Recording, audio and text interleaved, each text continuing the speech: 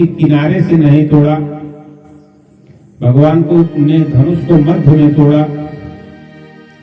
दूसरा अर्थ, राम 3 हुए हैं। पहले राम परशुराम थे, उनका नाम राम है, परशु लेकर चलते हैं इसलिए परशुराम नाम हुआ। एक दाशरथी राम कहा है, महाराज दशरथ के पुत्र, और तीसरे वासुदेव राम बलराम कहा है। तो पहले वाले ने नहीं तोड़ा, तीसरे वाले ने नहीं तोड़ा, मध्य वाले ने तोड़ा, इसलिए लिखा गया तेईसन राम मध्य धनु तोड़ा। भगवान ने धनुष को पाताल में नहीं तोड़ा, आकाश में नहीं तोड़ा, मध्य भाग पृथ्वी पर तोड़ा, इसलिए लिखा गया मध्य में तोड़ा। भगवान ने सुबह में धनुष नहीं तोड़ा, शाम को नहीं तोड़ा, भगवान ने धनुष को मध्य दिन में तोड़ा, इसलिए लिखा गया तेहि छान राम मध्य धनु तोड़ा, तेहि छान राम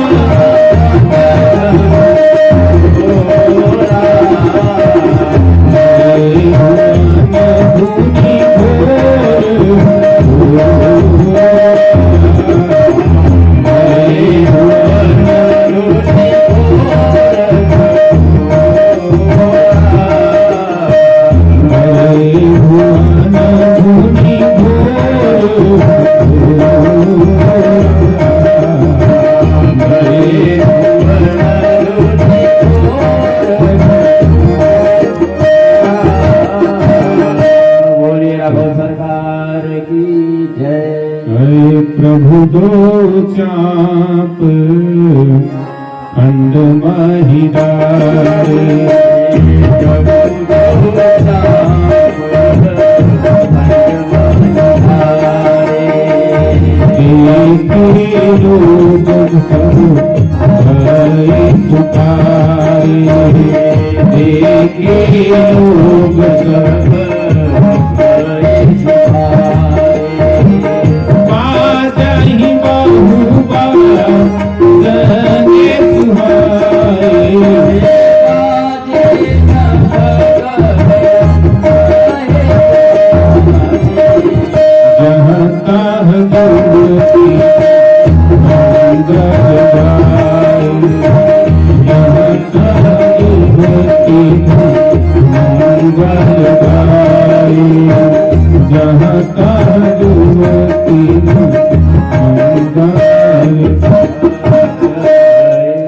भगवान ने धनुष का खंडन किया, मंगल गीत प्रारंभ हो गया। सभी नर नारी सब अति प्रसन्न हुए। सतानंद जी ने आदेश दिया, सतानंद तब आयो सुदीन्हा, सीता गमन राम पर कीन्हा। सीता जी जयमाल लेकर प्रभु के पास चली। सिया जो के हाथे जयमाल हो, मंगल गीत गाए सखिया। सिया जो के हाथे जयमाल हो, मंगल गीत गाए सखिया। सिया जो के हाथे जयमाल हो, मंगल गीत गाए सखिया। जय समीप राम छवि देखी, जय समीप राम छवि देखी।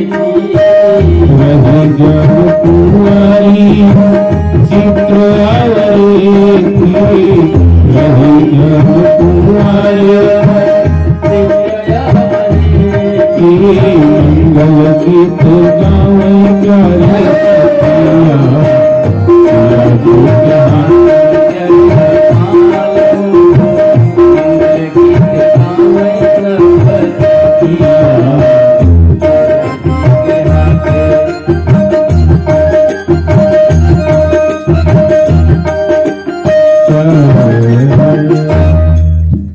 सखियां किशोरी जी को लेकर चली। किशोरी जी भगवान के पास पहुंची तो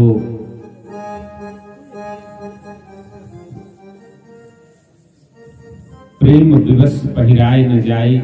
सखियों ने कहा कि सिया जी जयमाल पहनाइए, पहिरावह जयमाल सुहाई। लेकिन सीता जी राघव जी से छोटी हैं और उनको पहना नहीं पा रही हैं। सखियों ने गाया,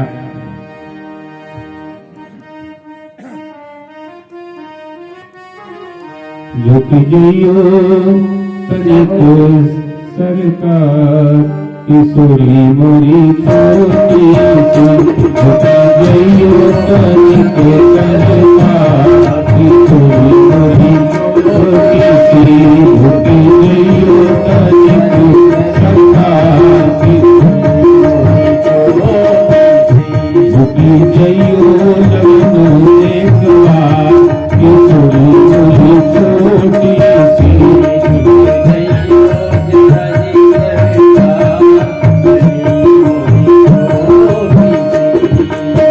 सुनियो नए दशरथ जी के लाला, सुनियो नए दशरथ जी के लाला, पहिरो आज विजय जय माला, पहिरो आज विजय जय माला।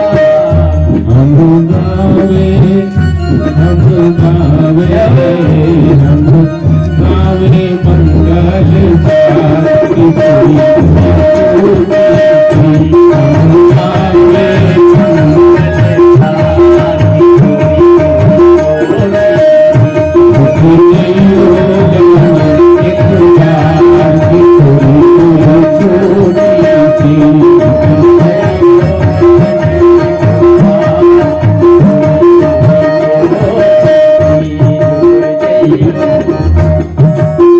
ब्याह उछाहस मंगल गावे, ब्याह उछाहस मंगल गावे, नगरवासी लोग चनपल पावे, पुरवासी चनपल पावे, कंवर जुगल चरण परिहार, किशोरी छोटी सी, कंवर जुगल चरण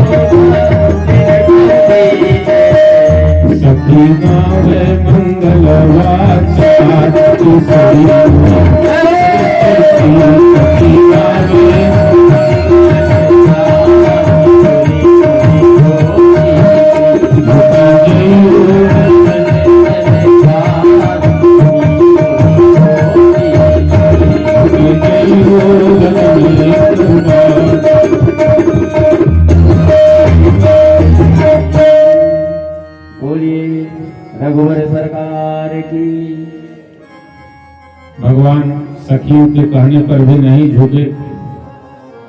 भगवान ने कहा रघुवंशियों को झुकने नहीं आता, हम ऐसे नहीं झुक सकते। सखियों ने देखा राघव जी मानने वाले नहीं हैं, तो सखियों ने ये युक्ति निकाली। राघव सरकार के चारों ओर सखियों ने घेरा बना लिया और वह गीत गाने लगी जो जयमाल पढ़ने के बाद गीत गाया जाता है। सखियों ने आपस में कहा जयमाल पड़ गया, जयमाल पड़ गया। भगवान ने सर नीचे करके देखा कहाँ जयमाल पड़ा है और उसी समय किशोरी जी ने जयमाल डाल दिया। भगवान की शोभा उस समय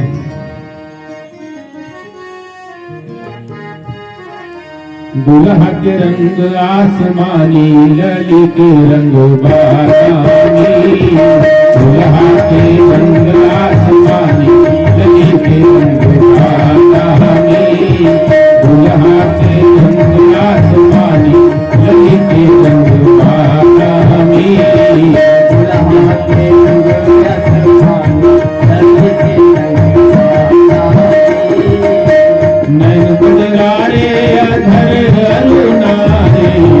नैन गुजरारे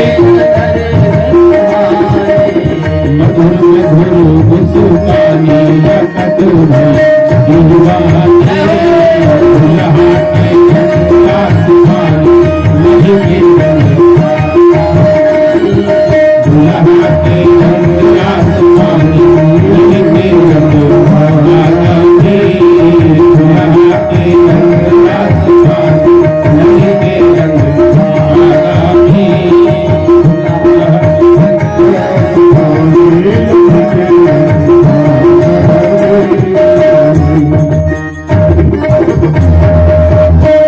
सियावर रामचंद्र की जय, दुल्हा सरकार की जय, दुल्हन सरकार की जय। अब सखियों ने कहा, सखी ने कहा, प्रभु पद कहो सीता। किशोरी जी भगवान के चरण स्पर्श करो, लेकिन गौतम तीय गति सुरति करे नहीं परसत पगपान। किशोरी जी ने सोचा भगवान के चरणों में वह जादू है जो पत्थर को स्त्री बना देता है। इस भय से भगवान ने, किशोरी जी ने भगवान का चरण स्पर्श नहीं किया। अब सभी राजाओं ने यह देखा, जहां तहां गाल बजाने लगे और जनक जी के समेत दोनों भाइयों को बांधने की बात कही। लक्ष्मण जी ने देखा सुना तो भगवान की तरफ देखने लगे। भगवान ने कहा, लक्ष्मण चुप हो जाओ, इन लोगों का बाप आ रहा है, चल दिया है। और धनुष खंडन की जो विशाल आवाज हुई थी, जो चित्कार हुई थी, उस आवाज को सुनकर महेंद्रगिरी पर तपस्या करते हुए भगवान श्री परशुराम जी उस आवाज को सुनकर वहां से चल दिए। वे समझ गए मेरे गुरु भगवान शंकर के धनुष को किसी ने तोड़ा है।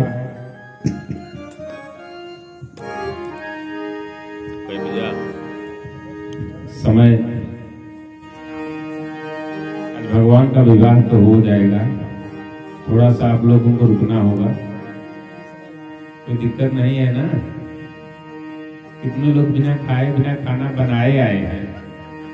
जो खाए हैं बना है ठीक है, जाके केवल खाना है। जो बनाए भी नहीं उनका क्या होगा, नारायण।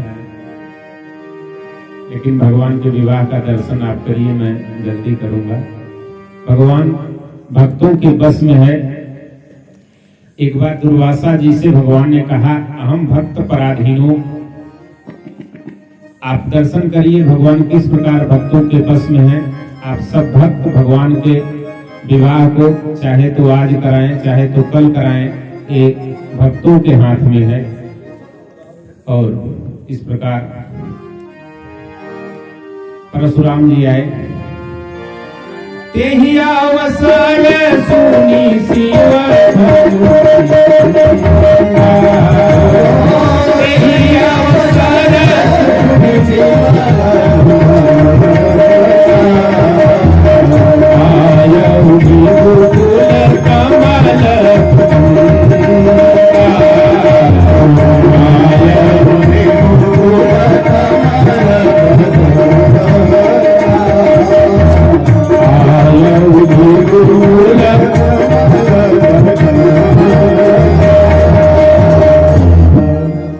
भगवान परशुराम मूर्तमान क्रोध का रूप धारण करके आए और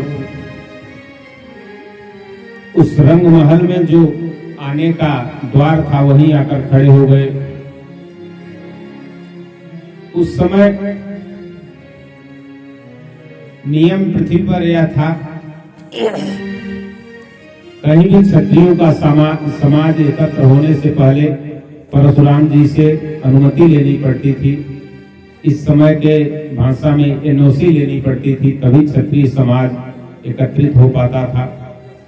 भगवान परशुराम वहां पहुंचे, देखा क्षत्रियों का समाज, क्रोधित हो गए। राजाओं की दशा का वर्णन है, देख महीप सकल सकुचाने, बाज झपट जनु लवा लुकाने। जिस प्रकार बाज के झपट्टा मारने पर लवा यानी छोटी चिड़िया अपने वृक्ष के कोटर में अंदर तक चली जाती है और छिप जाती है, उसी प्रकार से सभी राजा अपने सिंहासन के नीचे, कोई सिंहासन के पीछे सब छिप गए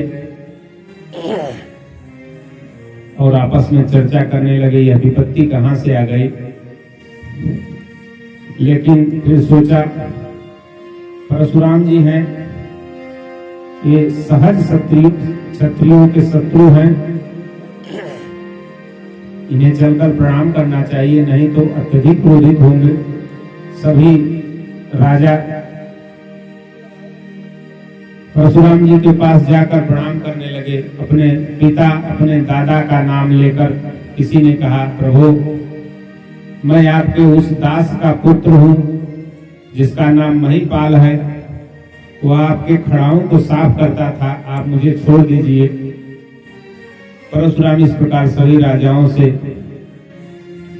रोष भरे दृष्टि से देखते हुए सभी समाज के ऊपर दृष्टि डालते हैं और उसी समय जनक बहोरी आए से रुनावा जनक जी आकर प्रणाम करते हैं, सीता जी से प्रणाम कराते हैं, सीता जी को परशुराम जी आशीर्वाद देते हैं। विश्वामित्र जी देखते हैं परशुराम जी अत्यधिक क्रोधित हैं, कहीं यह इन बच्चों का कुछ अपकार न करने का प्रयास करें। विश्वामित्र जी आए, विश्वामित्र मिले पुनियाई। विश्वामित्र जी आए और परशुराम जी के गले से लग गए और जब गले लगे परशुराम जी के दोनों हाथों को अपने हाथों में भर लिया। उस समय पुनि चरणन मेले दो भाई, इस समय अगर क्रोधित भी हो तो कुछ कर न सके, इस प्रकार से दोनों भाइयों ने परशुराम जी को प्रणाम किया। परशुराम जी ने उन लोगों को आशीर्वाद करते हुए दूसरी ओर दृष्टि डाली और जनक जी से पूछा, जनक क्या कारण है, यह क्षत्रियों का समाज यहाँ क्यों एकत्रित हुआ है? और इतना कहने के बाद जनक जी ने सारा समाचार बताया। यह सुनते हुए परशुराम जी ने अपने नजर को दूसरी तरफ किया और उसी समय देखा धनुष के टुकड़े जमीन पर पड़े हैं। तो अतिरिक्त बोले वचन कठोरा, बहुत क्रोध किया और जनक से कहा, अतिरिक्त बोले वचन कठोरा, अतिरिक्त बोले वचन कठोरा, जड़ जनक धनुष के तोरा, अतिरिक्त बोले वचन कठोरा,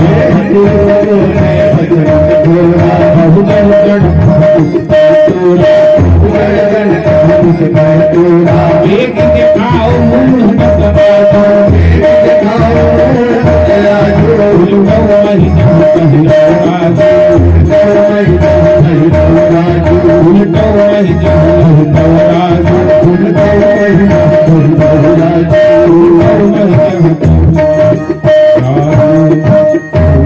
मूर्ख जनक, मुझे शीघ्र बताओ इस धनुष का खंडन किसने किया है? जो जनक ब्रह्म ज्ञानी है, जिनके यहाँ व्यासपुत्र परम परिव्राजक संत सुखदेव जी जाकर शिक्षा लेते हैं, आज उस जनक को परशुराम जी मूर्ख कह रहे हैं। और एक बार नहीं, दो बार कहा मूर्ख। मूर्ख इसलिए कहा, जनक तुम इतने मूर्ख हो, धनुष को कोई तोड़वाता है, तोड़ने की वस्तु है धनुष, इस पे प्रत्यंचा चढ़ाना चाहिए। इसको कोई शक्तिशाली हो तो अपने उपयोग में ले, धनुष तोड़वाया क्यों? और यह सब देखकर जो कुटिल राजा थे उसने आपस में चर्चा करनी शुरू कर दी। देखा हमने धनुष क्यों नहीं तोड़ा था, मैं जानता था कि यह विपत्ति आने वाली है। दूसरे ने कहा, तुम क्या समझते हो, मैं नहीं जानता था, मैं भी जानता था, इसीलिए मैं तो जानबूझकर नहीं तोड़ा। अब ये दोनों फंसे हैं, अपना निपटे हैं। और बहुत परशुराम जी के क्रोध करने पर भगवान राम सामने आए हैं। भगवान परशुराम बहुत क्रोधित हुए और अंत में इस संवाद की चर्चा बहुत समय तक हो जाएगी। ये पूरा गीता का उपदेश है, 18 अध्याय गीता और 18 दोहे का यह परशुराम संवाद है, परशुराम जी का दर्शन है पूरा। भगवान ने गीता में अर्जुन को कर्तव्य सिखाया है। वे क्षत्रिय होकर भिक्षावृत्ति का अनुकरण करना चाहते थे। भगवान ने अर्जुन को समझाकर युद्ध के लिए प्रेरित किया और भगवान परशुराम को ब्राह्मण होने पर क्षत्रिय शस्त्र धारण करने के लिए मना करने के लिए यह लीला रची और उन्हें समझाकर उनसे शस्त्र लिया। और बाबा ने लिखा, राम रमापति करधन ले हूं। भगवान परशुराम ने अपना धनुष दिया और कहा, यदि आप इस पर प्रत्यंचा चढ़ा देंगे तो मैं समझ जाऊंगा कि आप ब्रह्म का अवतार हैं, क्योंकि यह धनुष उनके अलावा कोई उठा नहीं सकता। देत चांप आपू ही चली गए हो। परशुराम जी ने देने का प्रयास किया और वह धनुष अपने आप अपने मालिक के पास चला गया। परशुराम जी समझ गए। परशुराम जी जय जयकार करके दोनों भाइयों की जय जयकार 9 बार जय कहकर वहां से प्रस्थान किए। और जनक जी ने विश्वामित्र जी से कहा, प्रभु अब जो उचित हो वह मुझे आज्ञा दीजिए। विश्वामित्र जी ने कहा, यद्यपि धनुष के टूटने पर ही विवाह संपन्न हो गया था, लेकिन फिर भी ये चक्रवर्ती के पुत्र हैं, इनका विवाह विधि विधान के साथ होना चाहिए। तो अपने दूतों को आप जनकपुर भेजिए। महाराज जनक ने ऐसा ही किया। जनक के दूत अयोध्या नगरी पहुंचे, राजा दशरथ को पत्र दिए और निवेदन किया। जय हो। एक एक पद, केवल एक एक पद। हम तो पाती लेंगे आइल बानी पार से, राजा जनक दरबार से। हम तो पाती लेंगे आइल बानी पार से, राजा जनक दरबार से।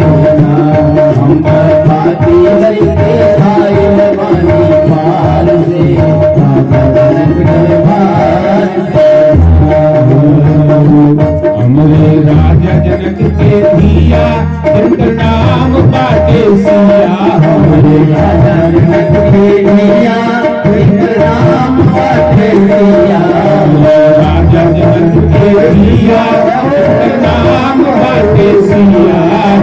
राजा जनक के दिया जिनका नाम बाटे सिया। शादी हुई शादी हुई कौशल राजकुमार से, राजा जनक दरबार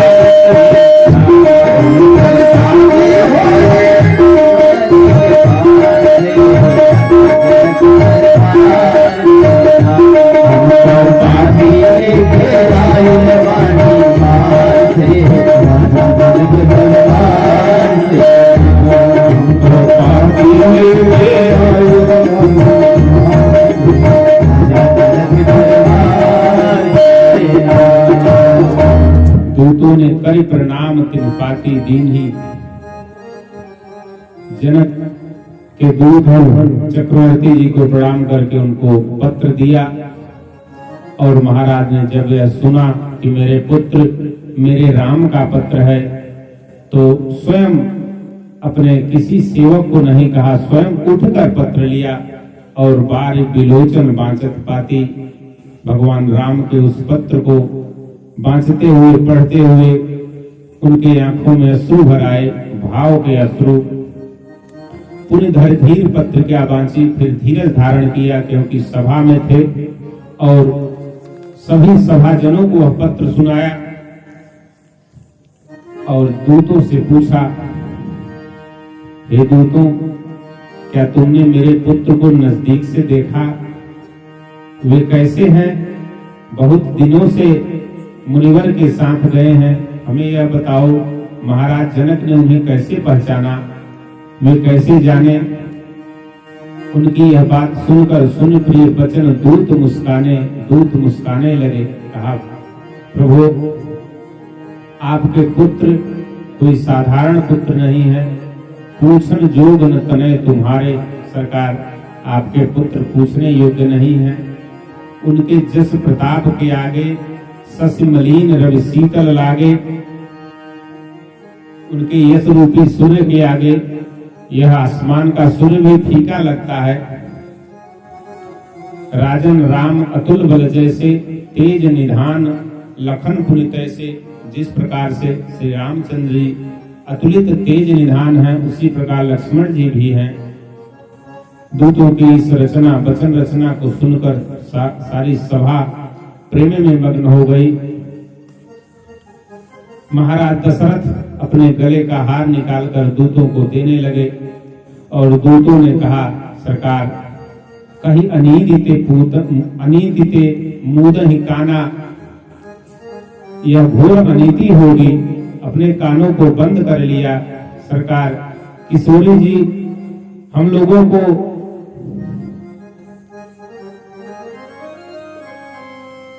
अपने पिता के समान मानती हैं और हम लोग भी उनको अपनी पुत्री के समान मानते हैं, इसलिए मैं अपनी पुत्री के घर का कोई नेग नहीं ले सकता।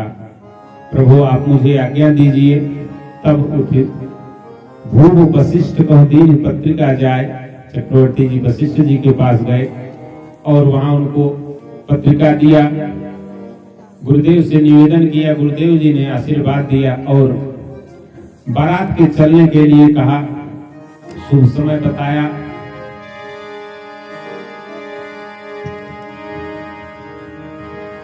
चक्रवर्ती जी बारात लेकर जनकपुर की तरफ चले।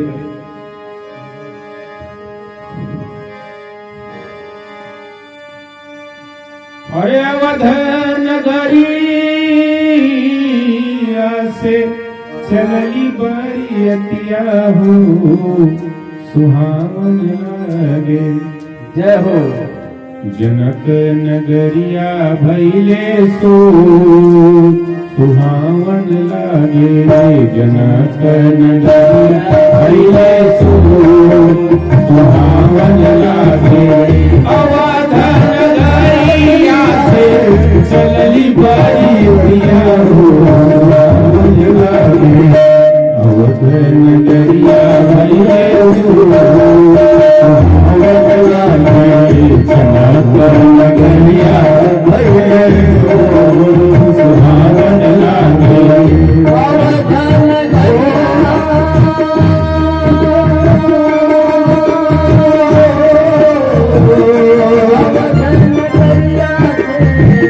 चली बरियतिया हो, सुहावन लागे।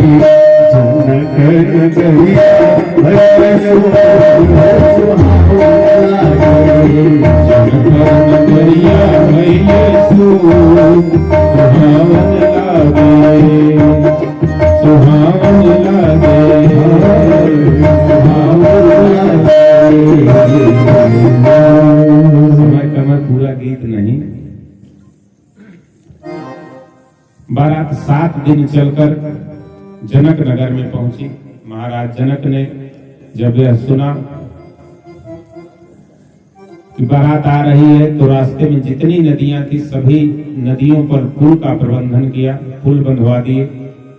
बारात 7 दिन में जनकपुर पहुंची।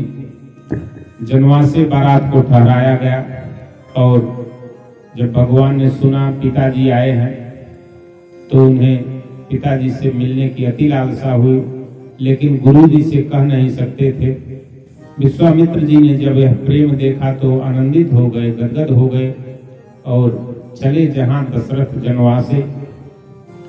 दोनों राजकुमारों को लेकर जनवास में दशरथ जी के यहाँ गए। दशरथ जी जब भगवान को विदा कर रहे थे उस समय लिखा, मेरे प्राणनाथ सुत दो, तुम मुनि पिता आन नहीं को। अपने प्राणों को मैं तुम्हें दे रहा हूं। और जब यहाँ भगवान से मिले, भगवान को अपने हृदय से लगाया तो यहाँ लिखा, सुत ही लाई दुसह दुख मेटे, मृतक शरीर प्राण जनु भेंटे। जिस प्राण को चक्रवर्ती जी ने विदा किया था उस प्राण को भेंट किया है, अपने हृदय से लगाया है। और इस प्रकार बारात जनकपुर पहुंची।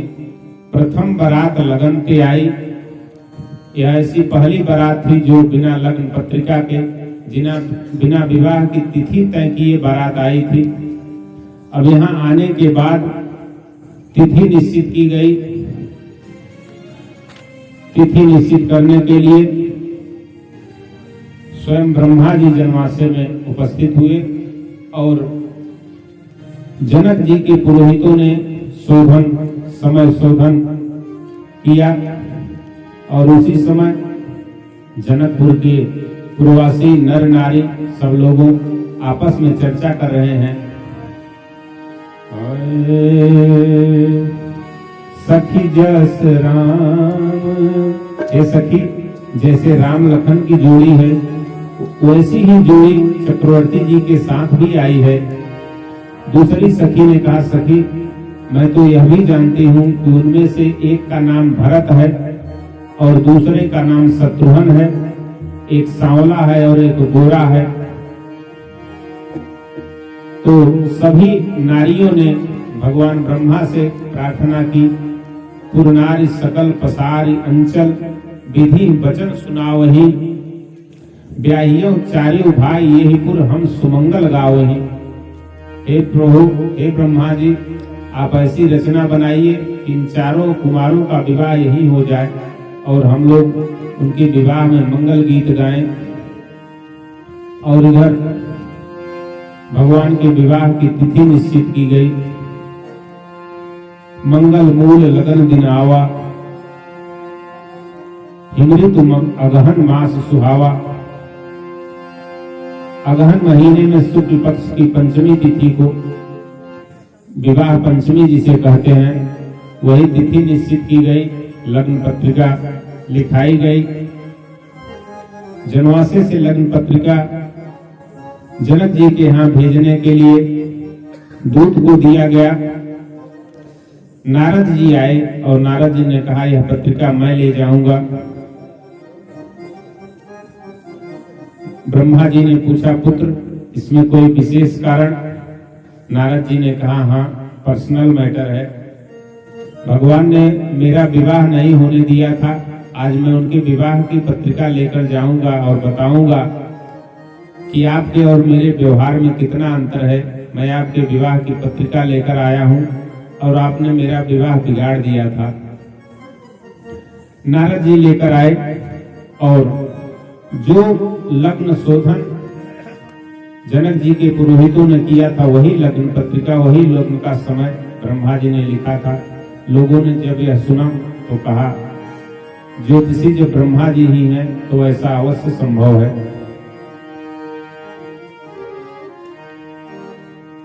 लग्न का वह दिन आया।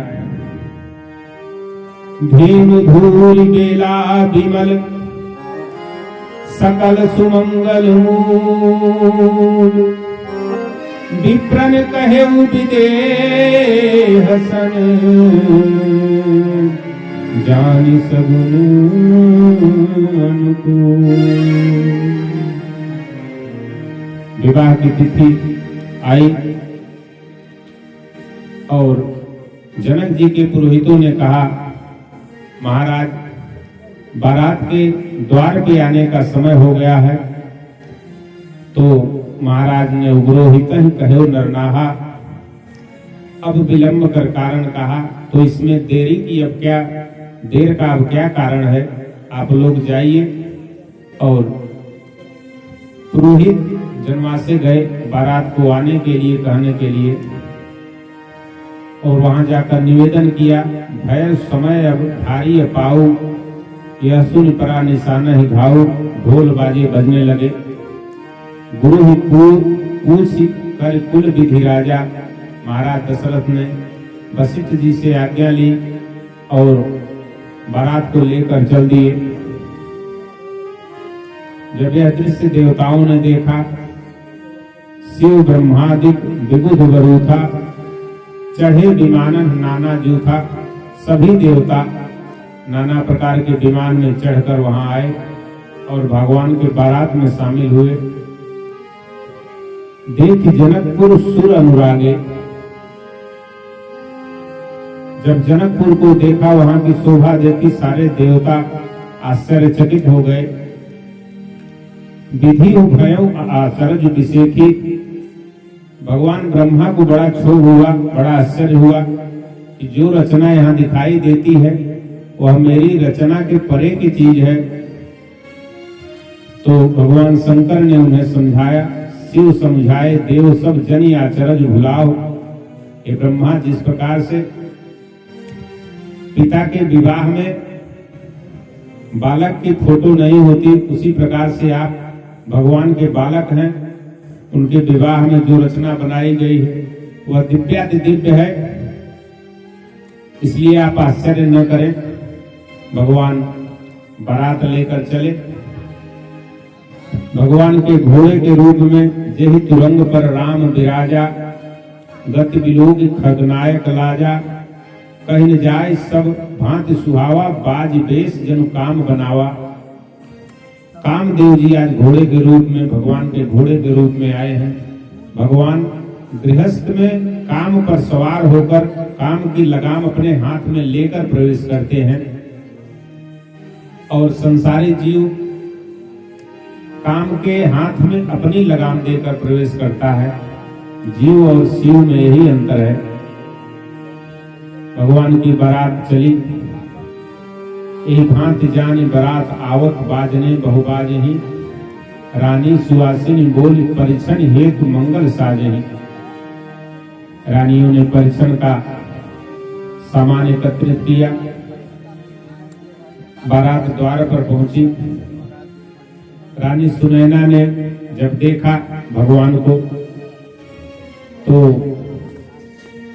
जो सुख भाष्य मातुमन देखी राम बरवेश, सो कही सकतन कलप सत, सहत शारदा शेष। माता सुनैना बड़ी प्रसन्न हुई। उनकी प्रसन्नता को कोई वर्णन नहीं कर सकता, और कहा,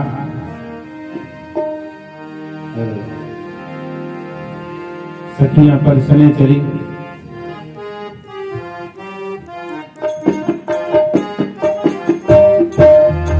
चलो चलो रे सहेलिया परिछन को, चलो चलो रे सहेलिया परिछन को, चलो चलो रे सहेलिया परिछन को, चलो चलो रे सहेलिया परिछन को।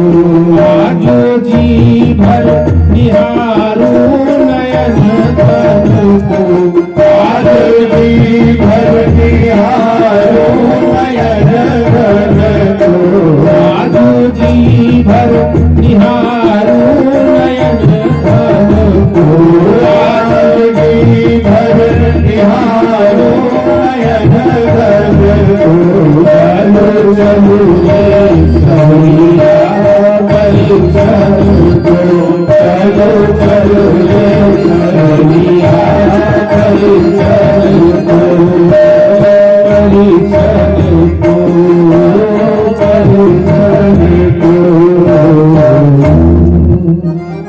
भगवान द्वार पे आए, परिछन हुआ और भगवान को मंडप में ले जाया गया। समय देखकर पुरोहितों ने माता जानकी को आने के लिए माता सुनैना से कहा। सीता जी मंडप में आए, और जब दोनों को एक साथ देखा, जनक और सुनैना माता ने अति प्रसन्न हुए। पांव पखारा गया, विवाह की विधि आरंभ हुई। दोनों कुलगुरुओं ने शाखा का उच्चारण किया, शाखोच्चारो हुआ, और करिहोम विधिवत गांठ जोड़ी। गांठ जोड़ने का समय आया। एक सखी ने उठकर कहा, सखी आज यह अवसर मुझे प्रदान किया जाए, मैं भगवान के गांठ को बांधना चाहती हूँ। ये परम स्वतंत्र न सिर पर कोई है, और आज मैं इन्हें बंधन में डालूंगी 2 लाइन के साथ। चिर संचित मनोरथ मैं पुराऊं हे सखी, मैं पुराऊं हे सखी, सिया सजना की गांठ में बंधाऊं हे सखी, सिया सजना की गांठ में बंधाऊं हे सखी, सिया सजना बंधाऊं हे सखी, सजना की गांठ में बंधाऊं हे संचित मनोरथ पुराओ सखी, पुराओ सखी, सिया सजना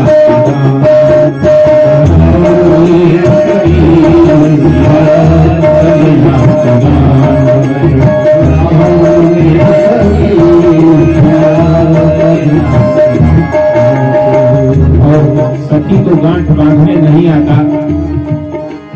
बूढ़ी स्त्रियों से पूछती है किस प्रकार बंधन बांधा जाएगा। बूढ़ी स्त्रियां बताती हैं,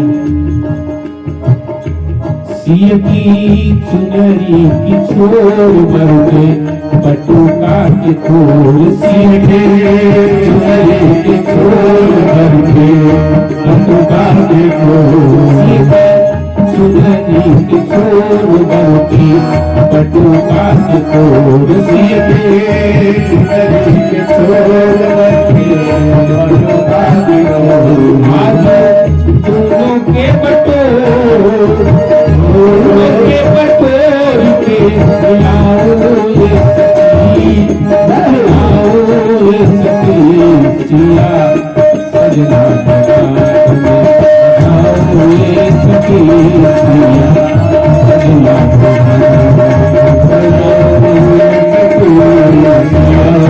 सजना की गांठ में लाओ ये सखी, आज दोनों के बटोर आज दोनों के बटोर के लाओ ये सखी, सिया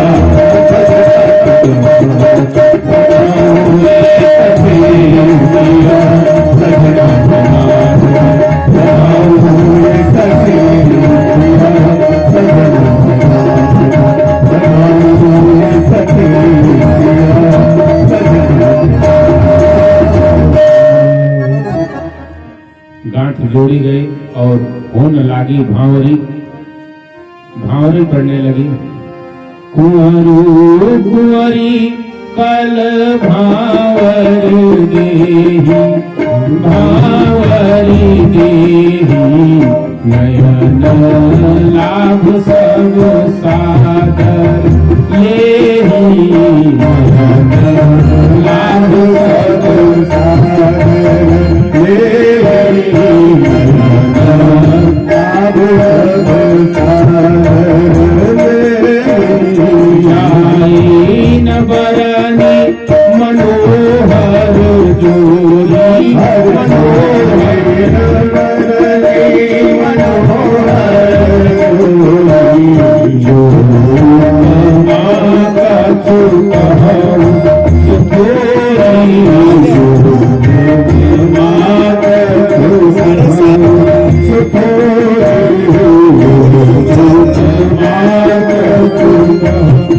जो माता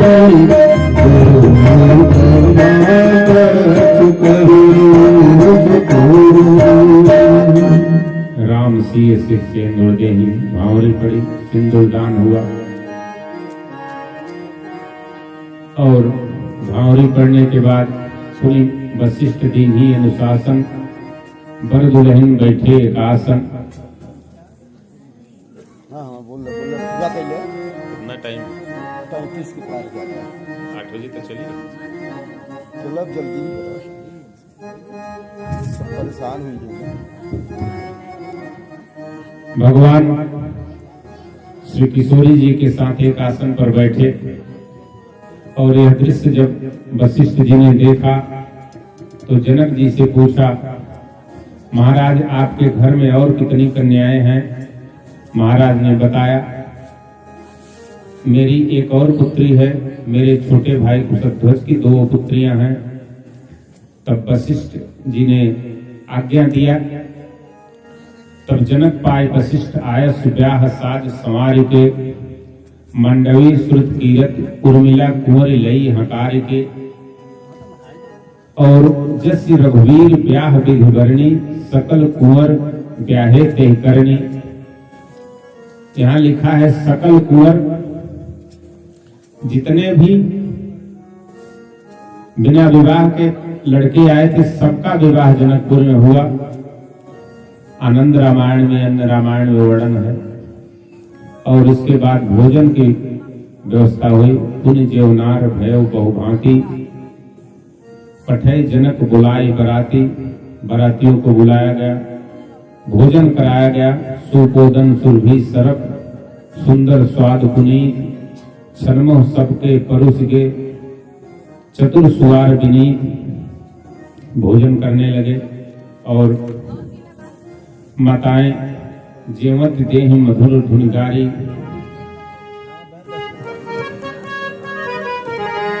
राम जी से पूछे जनकपुर की नारी, बता बहुआ लोगवा देत काहे गारी, राम जी से पूछे, राम जी से पूछे जनकपुर की नारी, लोगवा देत काहे गारी,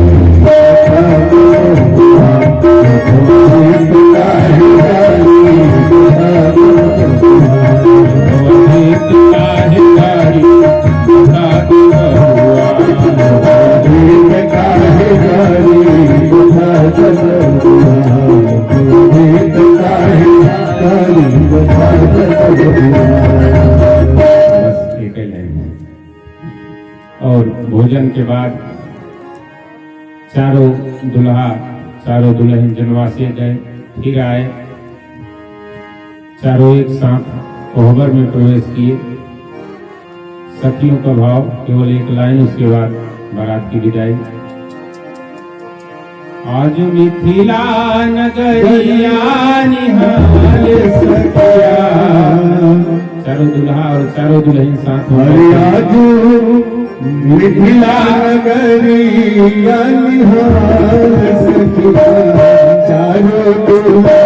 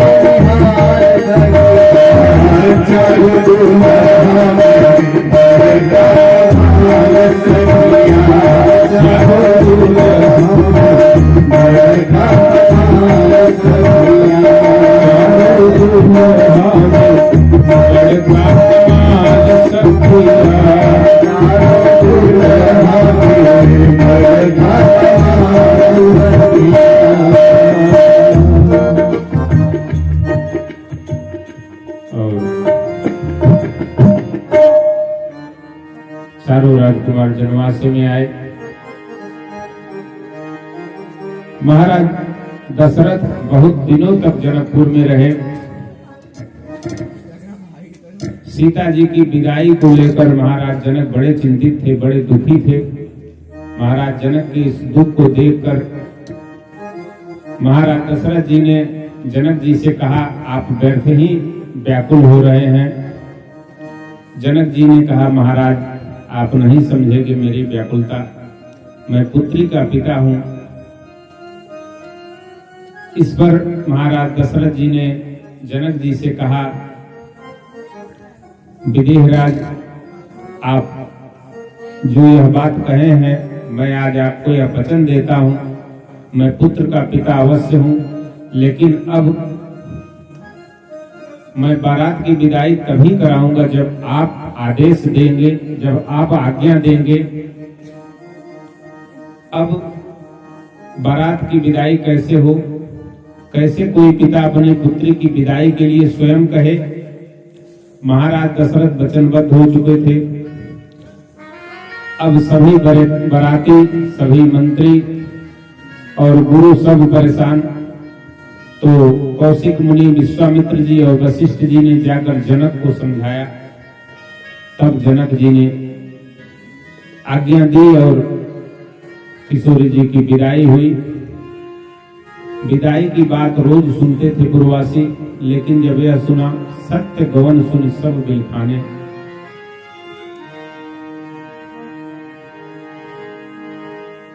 माताओं ने किसी प्रकार धीरज धरकर सीता जी को विदा किया। महाराज जनक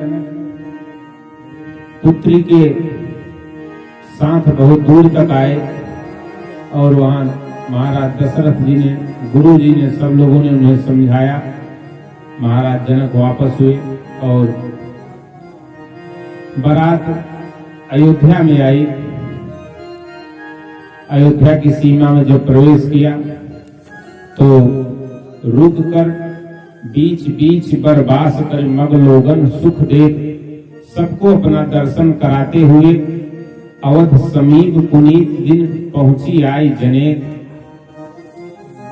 वहां से सबको दर्शन देते हुए एहि विधि सबहि देत सुख आए राजद्वार। राजमहल के द्वार पर आए। वहां रानियां प्रतीक्षा में थी और रानियों ने लोक रीति जननी करह बर दुल्हिन सकुचाएं। लोक रीति का अनुसरण करते हुए भगवान का परिचय किया और वधुओं को, वर को भवन में ले गई। द्वार पे महाराज दशरथ ने सभी याचकों आदि को दान मान से संतुष्ट करके विदा किया और गुरुओं के समेत महल में प्रवेश किया। भोजन हुआ और महाराज दशरथ के महल में और अयोध्या के सभी महलों में उत्सव मनाया जाने लगा। विशेष उत्सव हुआ, बहुत दिनों तक उत्सव चलता रहा। इसी प्रसंग पर बालकांड की समाप्ति हुई। बालकांड का विश्राम हुआ। बाबा तुलसी ने लिखा, कहते मैं कछु कहा बखानी करण पुनीत हेतु निज बानी। मैं अपनी वाणी को शुद्ध करने के लिए यह कथा गाई। भगवान विवाह करके अयोध्या में आ चुके हैं। अब आज की कथा यहाँ विश्राम लेगी। भगवान के आगे के चरित्रों को सब जानते हैं। भगवान किस प्रकार वनगमन किए और वन की लीला की। सीता जी का हरण हुआ, रावण का नाश हुआ, भगवान पुनः अयोध्या आए और राम राज्य की स्थापना की। वह राम राज्य, भगवान का राज्य 11,000 वर्षों तक चला। उसके बाद भगवान अपनी सारी प्रजा के समेत अपने धाम में गए। बोली राजा रामचंद्र भगवान की, महारानी सीता की, भवानी शंकर भगवान की। हम लोग भी भगवान के शरण में जाने की प्रार्थना करते हुए आरती की तैयारी करेंगे। प्रभु हम भी शरणागत हैं, स्वीकार करो तो जाए। प्रभु हम भी शरणागत हैं, स्वीकार करो तो जाए। प्रभु हम भी शरणागत हैं, स्वीकार करो तो जाए। अब हमें पतित से पार सरकार करो तो जाए। अब हमें पतित से पार सरकार करो तो जाए। प्रभु हम ही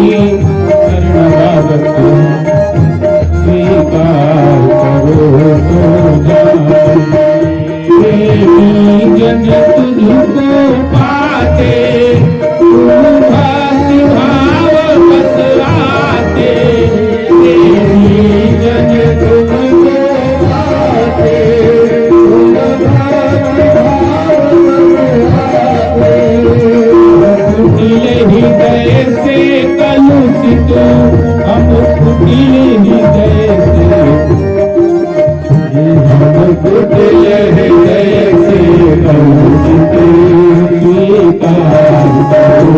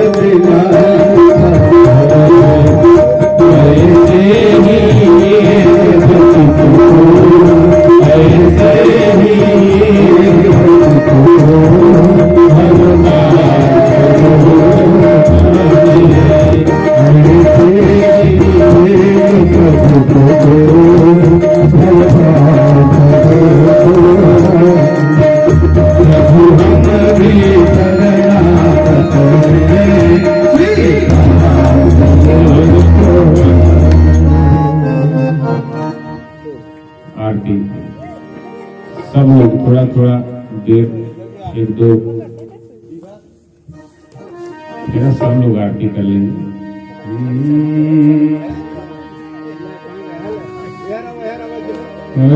हे राजा राम तेरी आरती गाऊं, हे राजा राम तेरी आरती गाऊं, हे राजा राम तेरी आरती गाऊं, हे राजा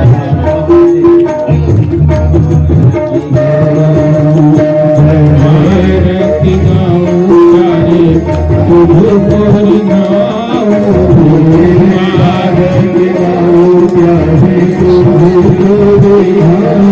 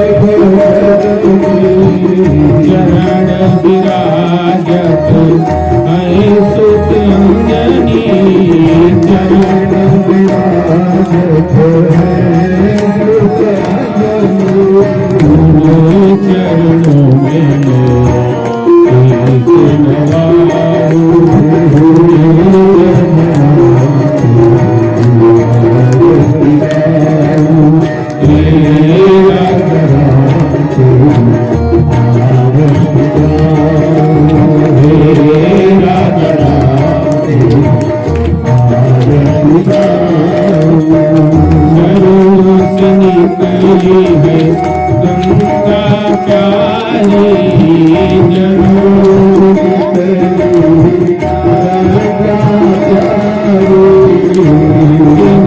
सारी दुनिया तारी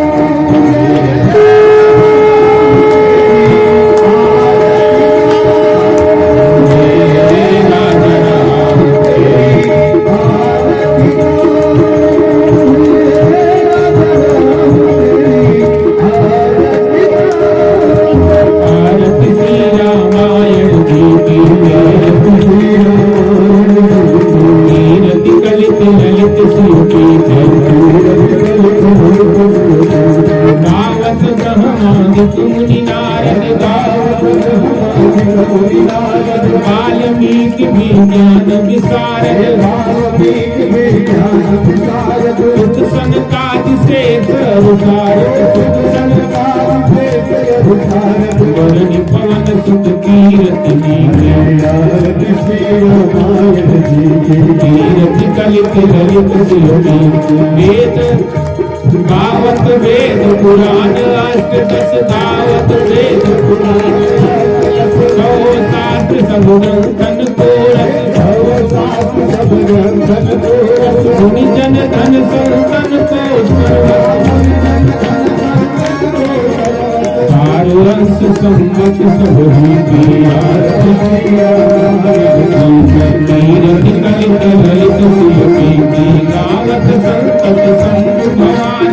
गावत संतत संग भवानी अरुघट संभव मुनि ज्ञानी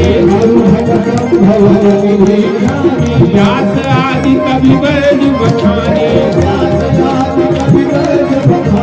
साधु सुनि वरुण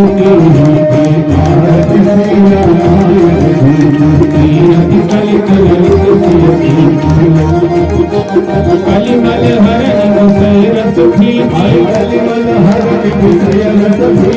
सुबद सिंगार मुक्ति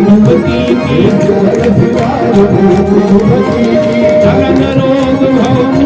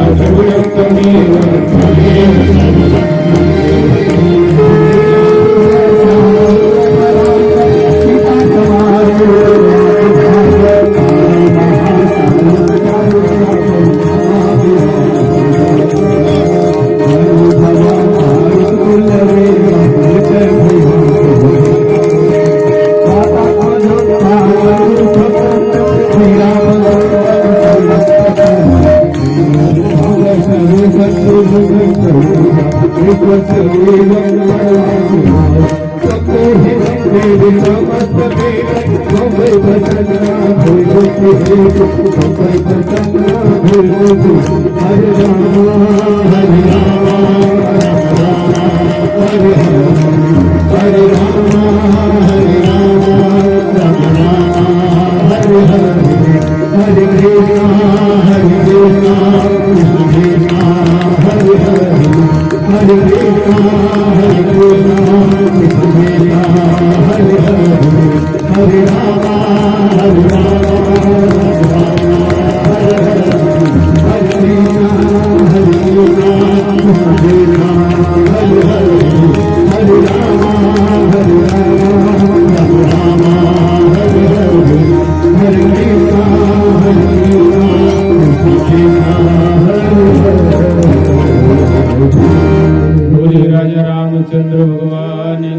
महारानी जानकी की श्री भरत लाल की श्री लक्ष्मण लाल की शत्रुघ्न महाराज की भवानी शंकर भगवान की श्री हनुमान जी महाराज की संत तुलसीदास की सनातन धर्म की सब संतन की सब भक्तन की नमः पार्वती पतये हर हर महादेव।